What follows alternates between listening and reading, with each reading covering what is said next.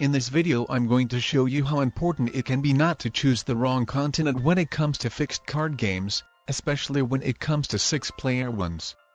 So in this given example I was playing 6-player fixed card game with blizzards. 2 of them basically meant nothing, but the one on Kamchatka was the game changer. Since North American player will only have 2 borders instead of 3. And the Australian player will be able to expand and capture Asia with only having 2 borders to guard also. The territories being Middle East and Ukraine. So by seeing this I also had to take another factor of the game, which is the troop location. Most of my troops were in Africa and Australia continents. I had more troops in Africa, but by seeing the advantage the Australian player could eventually get by capturing Asia, and additionally having the alliance with Green who had a lot of troops in Africa too, I decided to go for Australia. But mostly because of the potential advantage the Australian player could get. Even though I had more troops in Africa, Africa was the continent which was in the middle of the map. And this time literally, as the access between North America and Asia was closed.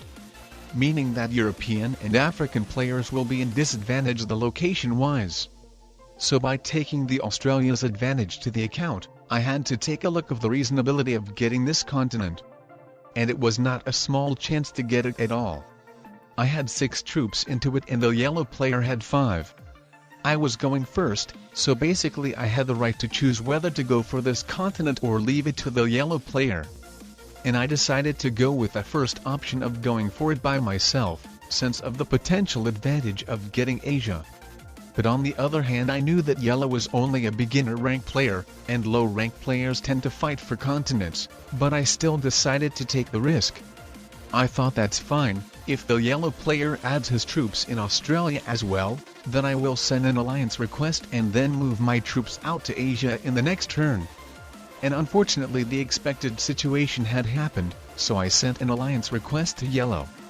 But beginner rank player wouldn't be a beginner, if he totally didn't ignore my alliance request and straightly crush my troops. Lol. At this moment I knew I was screwed, but not totally. As even being in disadvantage I still could have survived. So I moved to Europe, since nobody was going for it. But the thing is that I didn't have a set at 4 cards. Even the 4 troops won. So by only having 16 troops army and unfortunately not having any troops anywhere else, I was in a big danger of getting eliminated from my cards. It was totally worth it. As you're not basically regain the troops you lost, but additionally you get rid of opponent who is not really needed in the game, and not a simple one, but a Grandmaster rank one.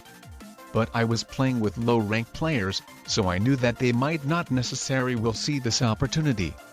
So the player turns were one by one ended, and I only needed to survive the last one, the turn of orange. He was kinda feeling pressure from purple and green players, so I thought he will just strengthen his borders or so. But unfortunately I've got taken out. So what we can learn from this game is that your first turn of deciding where to put your troops and which continent to go for, can be very important. If I had gone for Africa instead, then I would have probably survived.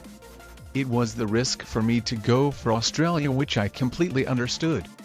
But what I didn't expect is for yellow to straightly crush my troops. I thought that in the worst case I will just simply move them out, but apparently you saw what happened. And what can I say also, and not only from this game, but from my experience and overall, is that Australia and South America are the continents which low-rank players can be very desperate to go for, so if in these continents you don't have many more troops than anybody else, then it might be better not to go for them. As if you have the same number of troops in a continent as another player, then that player might potentially decide to fight for it with you, and if it's a low-rank player, then he might immediately crush your troops without even letting you move them out. And in case you will be unlucky to not get any set at 4 cards, then the game can be basically over for you, especially when it comes to 6-player fixed card games.